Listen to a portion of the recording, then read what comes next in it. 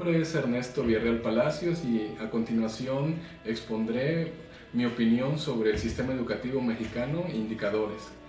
En el sistema educativo pues tenemos en el archivo que nos mandaron al inicio estadísticas, hablando al inicio sobre cuál es el estado de derecho de la educación en México.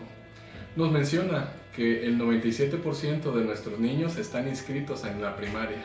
Pero ¿qué sucede en la transición entre primaria y secundaria con ese porcentaje? Para secundaria solamente se inscribe el 91% de los jóvenes. Y después, cuando hacen la siguiente transición hacia el nivel medio superior, el bachillerato, tenemos un descenso ya del 71%.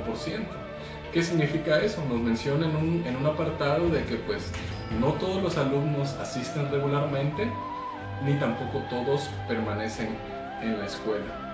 Dentro de mi experiencia laboral, trabajando en una escuela normal, pues nosotros estamos constantemente haciendo prácticas en el nivel de secundaria.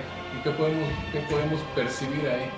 De que pues indiferentemente pues todos los alumnos están con una carencia de recursos, con una carencia hablando también un poquito de la motivación por ir a la escuela, y simplemente pues se va a la escuela por ir nada más a pasar el rato. Y no solamente podemos hablar de la zona de Tuxtla Gutiérrez, sino que también las zonas que están muy cerca de la capital. Ahora, también el artículo de línea nos menciona, bueno, a la hora de hablar de las evaluaciones a nivel internacional, nos mencionaba dos: el examen y el PISA. Entonces ahí estamos viendo pues el nivel de educación que tenemos en comparación de los países que pertenecen a la OCDE. La OCDE viene siendo un organismo que por sus siglas se define como la Organización para la Cooperación para el Desarrollo Económico, que actualmente cuenta con 35 miembros. Entre los más destacados podemos hablar Canadá, Estados Unidos y pues en este caso también México. Pero pues ¿qué sucede con esas evaluaciones? ¿Qué sucede cuando nosotros comparamos la educación que tenemos acá en México con esos 35 países, de los cuales la mayoría son de primer mundo? Sucede que en México pues los alumnos no aprenden lo esperado, y los resultados pues son menos favorables. ¿Para quiénes? Pues para los pobres. ¿Cuál sería el resultado de hacer el análisis de esos indicadores?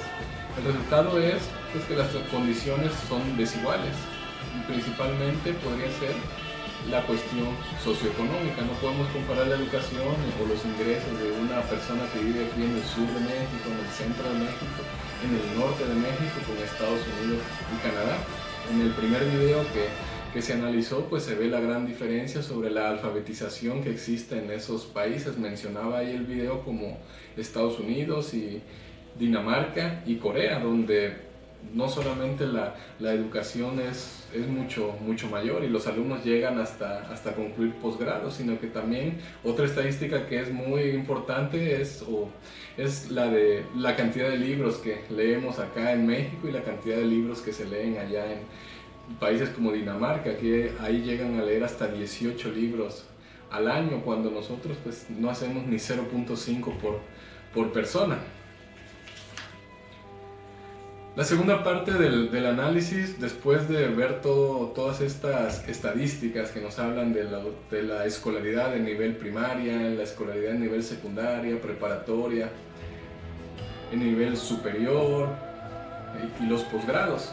En el primer video nos mencionaba pues que precisamente no era determinante la escolaridad para pues lograr tener una vida mejor en este país. Digamos, en los países del primer mundo, obviamente nos mencionaba que una persona con posgrado pues gana 5 veces más que una persona con una sola licenciatura. Sabemos que aquí en México no es el caso. Existen otros factores que intervienen en esa parte.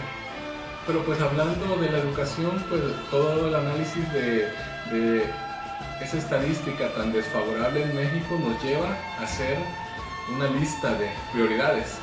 Primero, hacer un análisis de nuestros avances y limitaciones.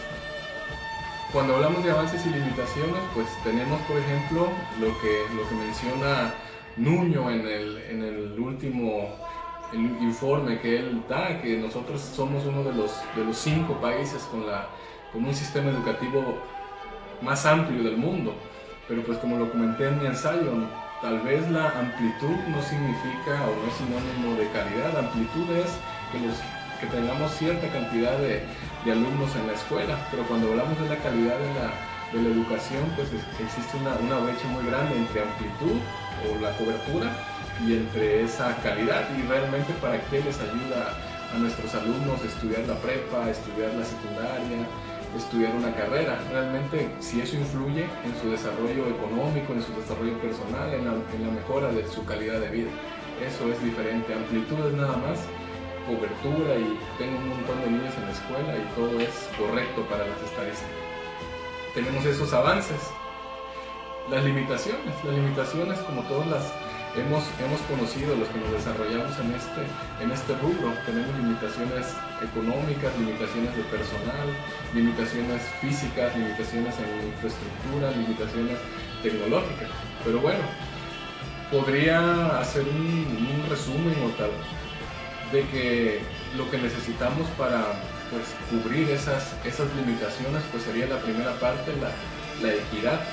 Porque cuando hablamos que la educación no es igual para las diferentes clases socioeconómicas, no podemos decir que la escuela es pública y gratuita. ¿A poco todos podemos ir al TEC de Monterrey? ¿A poco todos podemos salir al extranjero a estudiar? Por más inteligentes que seamos, no es imposible, pero es un poquito difícil, un poquito complicado.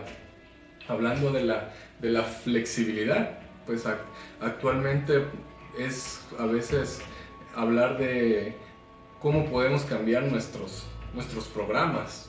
Generalmente en la mayoría de los niveles se nos exige, ¿no?, que cumplamos un programa. Y si yo, por ejemplo, quiero cambiar mi bloque 1 primero y mi bloque 3 primero, no funciona. Al final, ¿cómo me evalúan? No, pues, ¿qué tanto abarqué sobre los temas que a mí me tocaba abordar en mi materia? Aquí nos piden amplitud, pero no profundidad, y esa flexibilidad pues no existe. No puedo yo cambiar un contenido que ya está dado por la secretaría y poner otro que para mi gusto es mejor. Esa sería otra cuestión, otra prioridad que podríamos cambiar. El tercer punto, la sinergia. ¿Cómo trabajamos nosotros en nuestras instituciones? ¿A poco conocemos diferentes centros educativos? ¿Sabemos cómo se trabaja en las demás universidades? ¿Hacemos intercambios? ¿Hacemos estancias? Es también a veces complicado. Y pues tenemos que entender que a pesar de que somos una misma nación, hay muchas diferencias entre el contexto urbano, entre el contexto rural y el indígena todavía. Ahora, ¿eso a qué nos lleva? A la parte que está en auge ahorita, la parte de la evaluación. ¿Qué sucede entonces ahora? Parece ser que con la evaluación todas esas limitaciones se podrían superar, tomando en cuenta que son los actores de la educación probablemente los causantes de estas limitaciones que existen en el sistema o de esta mala calidad de la educación. Estoy en parte de acuerdo a eso, porque sabemos que no todos los maestros se preocupan, no todos los maestros están de acuerdo en todas las políticas. A veces nada más se ve el bien personal y no el bien común, pero pues eso es otro tema. La evaluación, que son los indicadores, pues son de alguna manera análisis que se hacen para contrastar de manera objetiva un proceso o un fenómeno. En este caso nosotros estamos analizando un proceso, que es el de la educación. El proceso de la educación, al analizarlo con los indicadores, nos lleva a políticas educativas, y en este año 2018 pues ya entramos con el nuevo modelo educativo. Desde el 2011 ya tenemos articulada la educación básica. Ahora pues estamos hablando del nuevo modelo educativo, que ya vamos a empezar a trabajar en el 2018 con 5 escuelas piloto. Y entonces en este nuevo modelo educativo, una de las bases principales desde mi punto de vista es la evaluación. Y pues algo que ojalá se le pudiera pedir también no solamente a nuestros maestros, sino que también a nuestros funcionarios públicos, a nuestros servidores, la rendición de cuentas, que no nada más nosotros rindamos cuentas, que si hay exámenes para ingreso, permanencia y